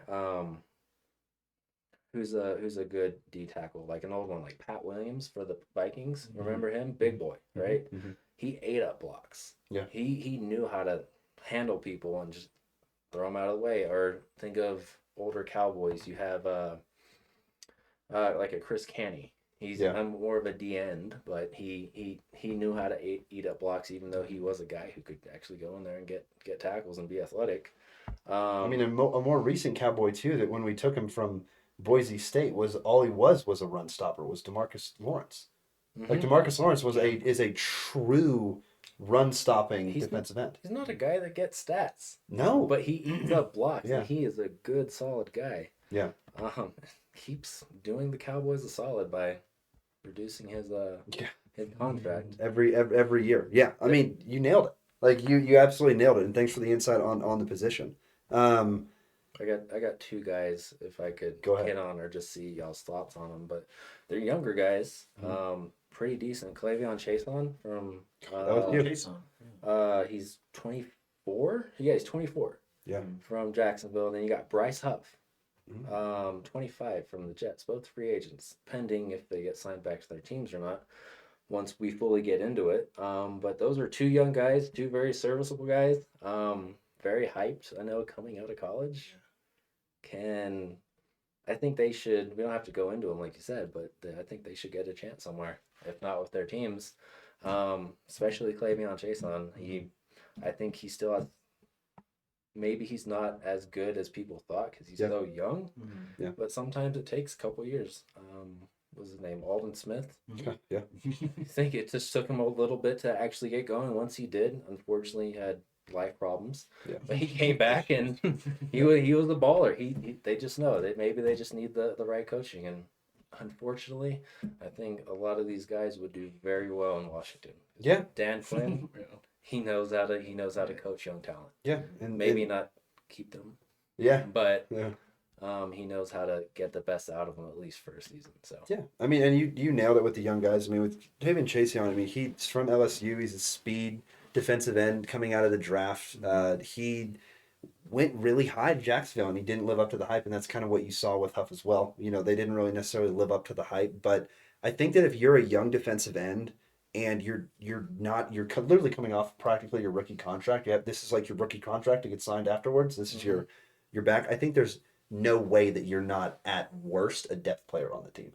Like there's no way you can't tell me that having Chason come in on like a on an obvious passing situation when your premier end is hurt isn't going to help you, right? And this isn't a guy that's going to go break the back. I mean, another guy that was really highly recruited coming out of South Carolina, defensive tackle for the 49ers, is Javon Kinlaw. I mean, when he got taken, everyone was like, "Oh my, they got him too," and that's the one guy that arguably hasn't panned out for the 49ers. But how do you stand out on that defensive line? Like, yeah, if you're not 100%, it's not going to be there. maybe that's good. Maybe they can sign talent for less than what he's worth. Yeah, maybe. If you're not producing, not the fault of your own, just being on a badass team. Yeah, literally. I mean, just the roster from head to toe is nasty. Jumping to some defensive ends. Before we do that, Go ahead. we did not mention a very big name, Christian Wilkins from Miami. He's a free agent now. Today, Didn't he get signed? I don't think so. He didn't go back to Miami. I don't think so. I think he's still a free agent. Let's I mean, I'm gonna take I'm a gonna gander. believe Tanner more than. I was thinking he got signed. I think he Well, Tanner will or- check on that for us. While he's checking on that, I'm going to hit on a guy, Unique Ngakoue. I think he did get signed. But maybe franchise tagged. I think he got signed because I'm pretty sure. like I'm pretty sure. Cowboys could use someone like that. That's one of the best defensive tackles. Ngakoue. But Ngakoue, I mean that is literally what we were just saying with Chason, a guy that could come in that is not your starting defensive end, but is easily a depth player. Exact same guy with Romeo Okora. I cannot say his name. Aquara. Okora, thank you. He's also 28 years old from Detroit. Ngakoue from Chicago. I think these guys can go to teams and can be backup players. Rotational guys. You need a lot of rotational guys chasing after quarterbacks. And what do you see the Super Bowl teams and the teams that consistently get deep in the playoffs? They have depth. Exactly. Our next defensive end, former first rounder, who actually they traded up to get him, Marcus Davenport out of UTSA. He's now at Minnesota. The Saints were the ones that traded up to get him when Sean Payton was there, and everybody went, "What? There's better defensive tackles anyway." Now he's a free agent.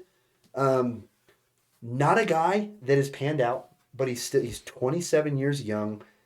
He has developed more into, I guess a power rusher, I would say, over his time in the NFL. Coming out of UTSA, he wasn't as much of a power rusher. As of CBS from 3 hours ago, he's a free agent. Okay, well, thank you, CBS, from 3 hours ago. We will hit him in just a second. Tanner on it. Along with another linebacker. I don't know if you're going to hit him or not. Yeah, we can hit him right now. Okay.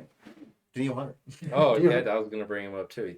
Dude's going somewhere. Yeah, Get the back. Yeah, linebacker. He's technically 16 sacks, 16 and a yeah, half last year. and he's consistent year over year over year. Linebacker and whatever you want to call him. You know what I mean? Because he's literally it. I didn't mean to interrupt you. No, you're good. You're good. That I think that those two guys are guys that are better than anybody on the list. Mm-hmm. Like, I think they're better than anybody that I've seen up to date. So if you have a Wilkins from Miami who's a free agent, he's the best, and it's not even close. So it's like, I think he's going to get a freaking bag, you know?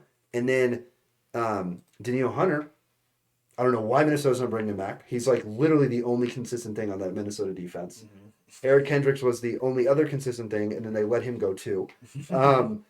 But yeah, those are two guys that are huge names, and I think, I don't even think it's a competition that they're going to get the highest defensive contracts. Like, it's not even close. Yeah, I think those two are going to absolutely break the bank.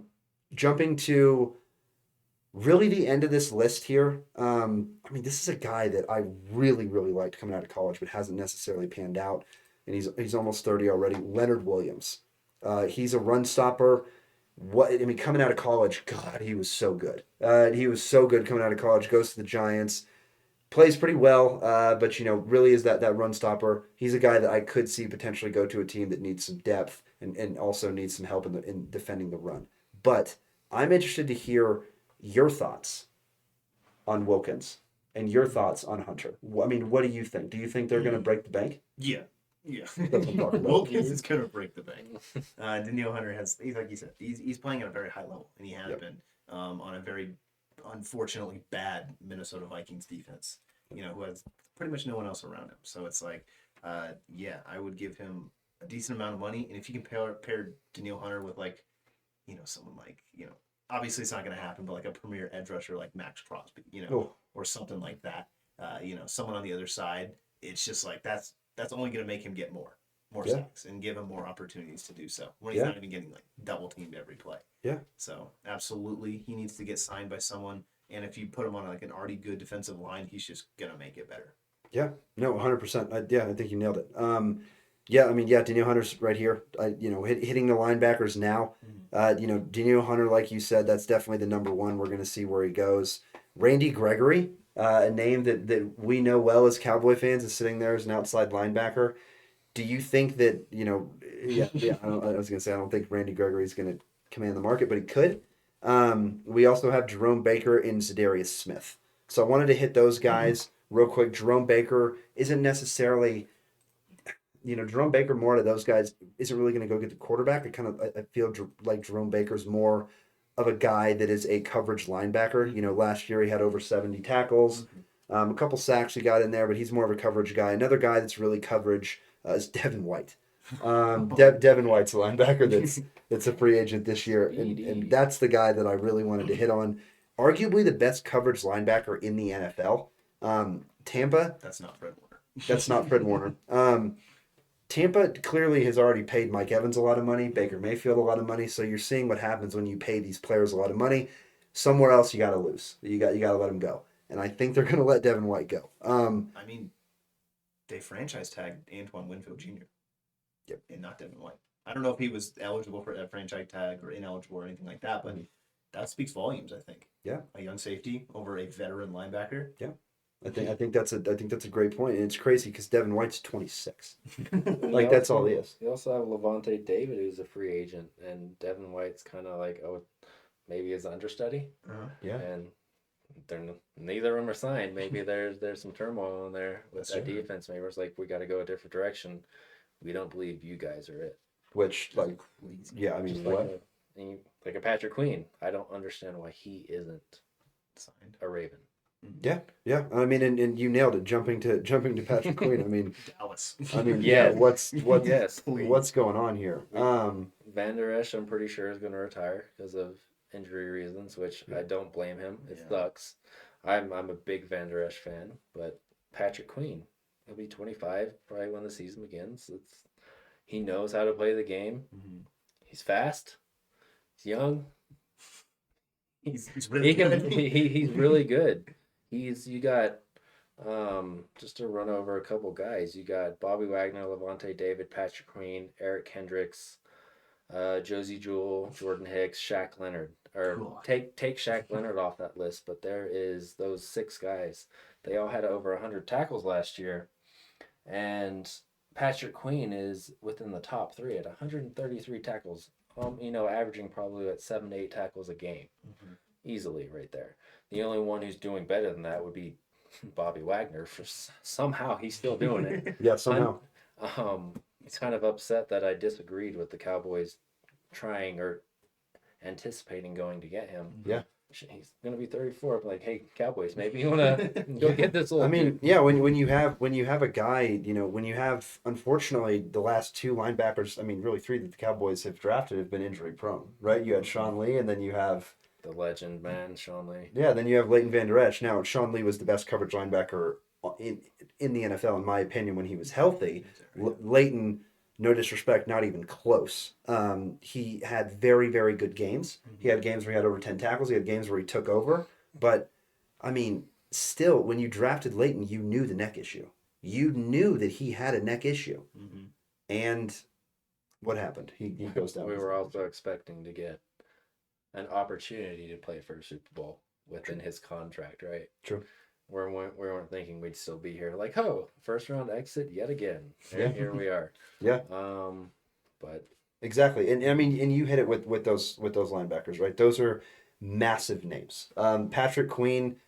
I to hit on the last point, hit on the linebackers to jump to this couple other players, and then we can jump to the secondary and end this thing. But I mean, Patrick Queen is. He's one of the best linebackers in the NFL. Yeah, what number? Maybe number 3, like on his worst day. Behind Roquan and Fred Warner. That's it. One of them is his teammate. maybe behind Nick Bolton. Yeah, Maybe, right? Like on a good day, like yeah. Patrick Queen. Worst case scenario, he's number 4 or 5 in the league, and he's so young, and he's flying, yeah, and he's learning from, his counterpart, right? So I don't know why he hasn't been signed. Harbaugh knows defense and always brings back the guys that he needs to sign. Maybe we just haven't seen it happen. Maybe it's going to happen right before this window happens, because a lot of these players start to get signed, right after this episode will drop. A ton of players are going to start to get signed. Any other linebackers that we want to hit on? There's Devin Bush I think he's probably towards the end of what he could actually do, but I think he's someone to put in the right situation, not the guy, but a guy. Mm-hmm. He could do some work. Blake Martinez, somehow still around. I thought he was a lot older than 30. He's not. But he's someone that could do. He didn't play a lot last year, but he's someone that could step in, and he's good. He knows what to do. He's a smart guy. So. Yeah, and multiple 100-yard tackle seasons too. Jumping to the secondary, we are going to have cornerbacks and secondary in the same kind of vein here. Defensive backs. I mean, my goodness. Let's start down here. Want to choose a guy and then kind of talk about him? Yeah, literally. I mean, I'm just going to start with a kid that came out of Ohio State that got drafted really, really high with Jeff Okudah. He's plays for Atlanta now. He's only 25. He's got still a lot left in the tank in his prime, and he hasn't necessarily lived up to the first round hype. But if you're telling me that I can get Jeff Okuda in free agency and be my number 3, step into a number 2 every now and then, that's somebody that I would absolutely take. Yeah, I think everybody would be signed up from that one. I'll let you take our boy from Dallas. I'll let you take Mr. Stephon Gilmore. Stephon Gilmore, I think he's played well. Like in Dallas, I don't think he's that number 1 cornerback anymore. But if he wasn't here this last year, we'd have been screwed. Exactly. Like I think, given the plan that Dallas had, and him being number 2 behind Trayvon, I think that would have worked perfectly. You know, Trayvon unfortunately had a season-ending injury, Yep. And then Stephon Gilmore was like, oh. and Deron Bland, the emergence of Deron Bland. Deron Bland did very well, but I think he was still that number 2 to Stephon at that point, and with Stephon not even playing at a number 1 level. You know, he had his games, he had his points, but consistency throughout the season, definitely not what it used to be. Yeah. But I think he's still very good. I think he's still an absolute veteran leader. You know, he can play in a scheme. I mean, like Dallas is, and I think he can still make a big impact.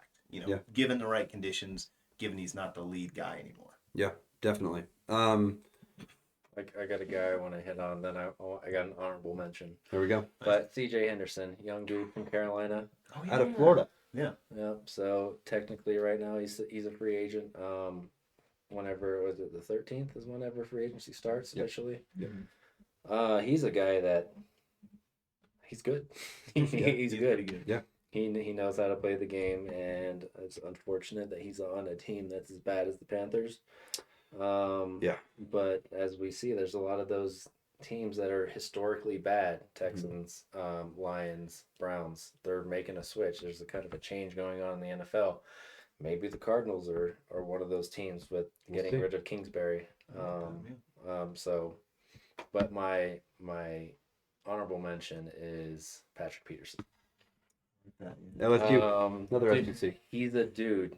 I think I saw he like amongst active players, he has the most interceptions. I mean, he's been around for a while. He has, but like people who are even like say half the time as him, there's some people that are on track to meet his quote unquote active record. I wouldn't call it a record, but active record. But I don't think people can keep it up as long as he has been. But Patrick Peterson, I think he's someone, he could be like that Stephon Gilmore. Go to a team, kind of coach up. I'm sure until he got hurt, Trayvon Diggs probably loved Stephon Gilmore's knowledge. Yeah. Deron Bland probably wouldn't have been Deron Bland. Yeah, 100%. Without, we knew Deron Bland was good by playing in the slot, but we didn't know he was, possibly first string, the guy. And then there's some other younger dudes on the Cowboys. I'm sure, like, he's not on the team anymore, but the guy we got from the corner we got from Miami in Capiche, I don't know his name. Yeah. This guy or Igben. Igbenogany? There you go. It's Noah. His first name's Noah. Yeah. But he was still the first round pick, right?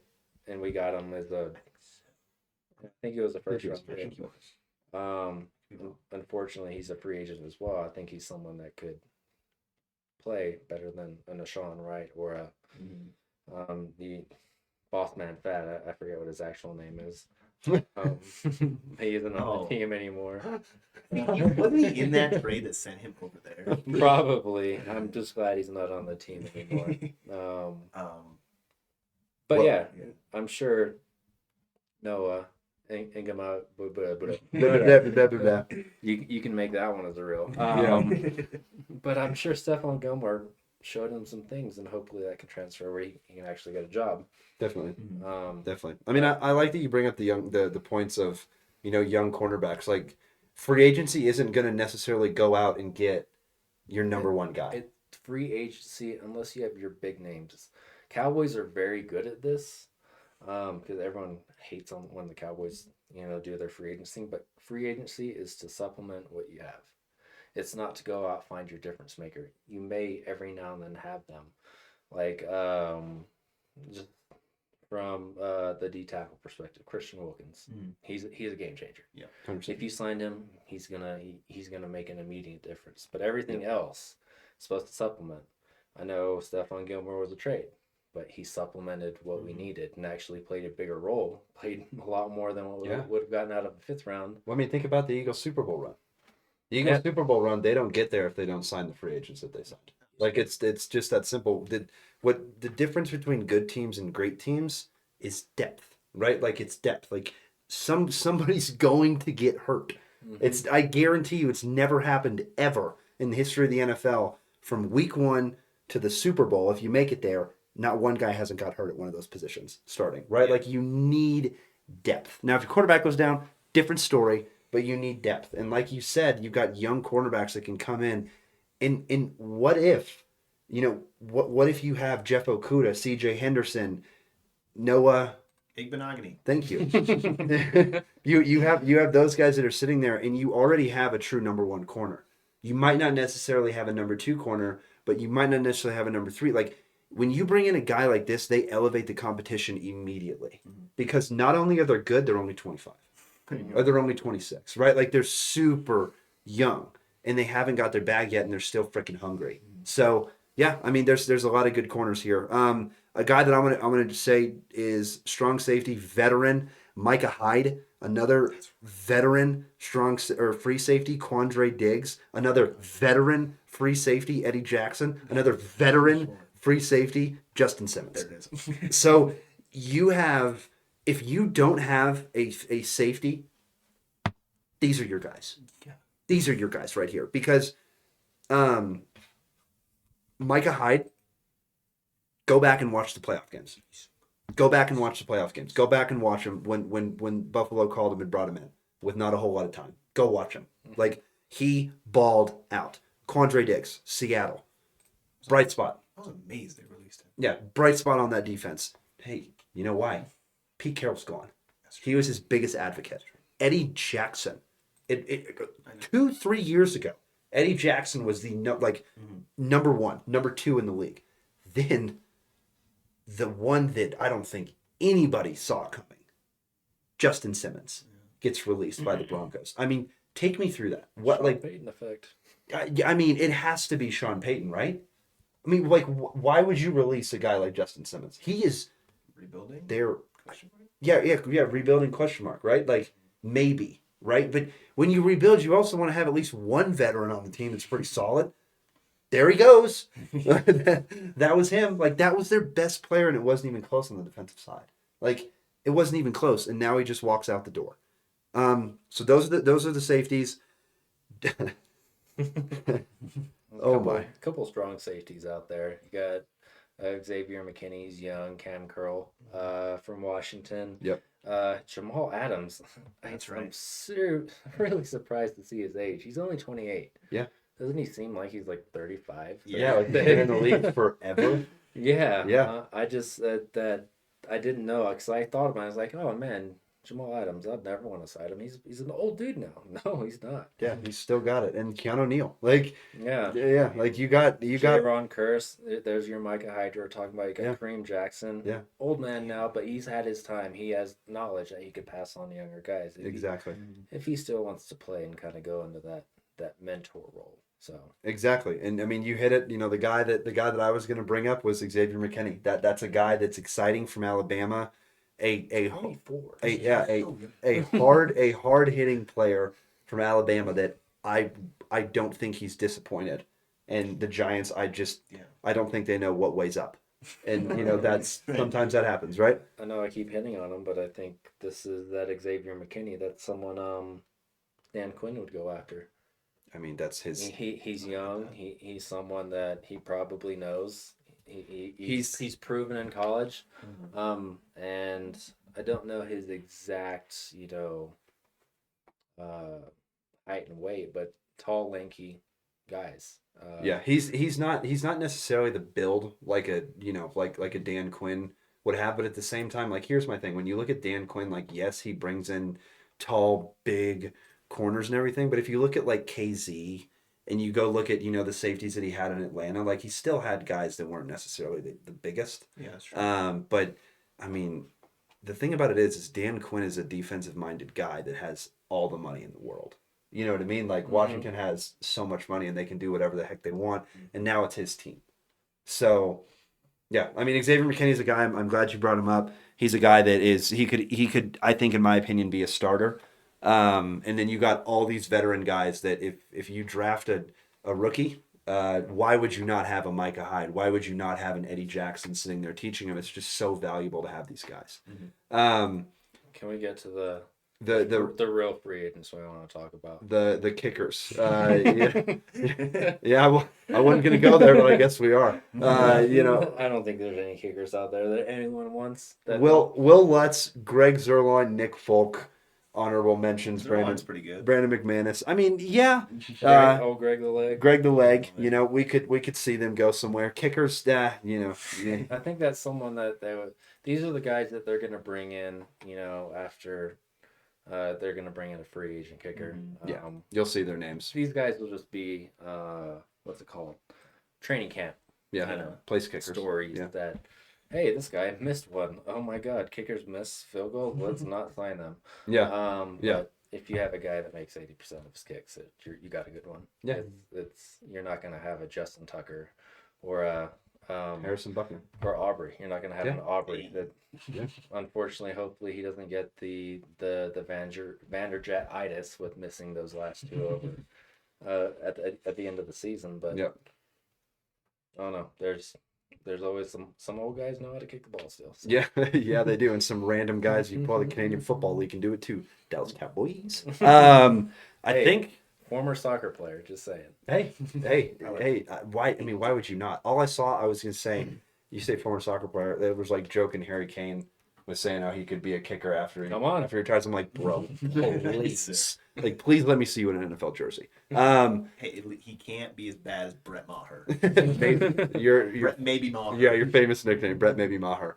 Well, hey, Maher's good from 50 plus. Anything closer? Yeah, no. Unless it's the playoffs. Unless it's missing all. Yeah, then he's missing all, no matter what it is. Yeah, then it's not even close. I forget that that's wild. I just like it having. He can't miss another one, can he? Dink. He can't miss another extra point. This is not happening. Dink. The biggest game of the year. Consistently dink. Yeah. At least Cowboys have been at the top of playoff blunders the past 2 years. So Is that a good place to be? Hey, we're like the number one winning team in the regular season in the past decade, and then we get 12-5, baby. We get bounced. Don't worry, we're gonna fire Mike McCarthy and then hire some older. Maybe we'll bring Ron Rivera back next year. Riverboat. Let's go with fucking Rex Ryan. Hey, Rex, and have Wade as an assistant, then let Wade take over again. Oh my goodness. Okay, well, I think that's about all the sports talk for this episode. Folks, we hope you enjoyed our guest, Adam. He brought a lot to the show today. We will absolutely be bringing him back. See you next week for more sports talk. Later, boys. See ya.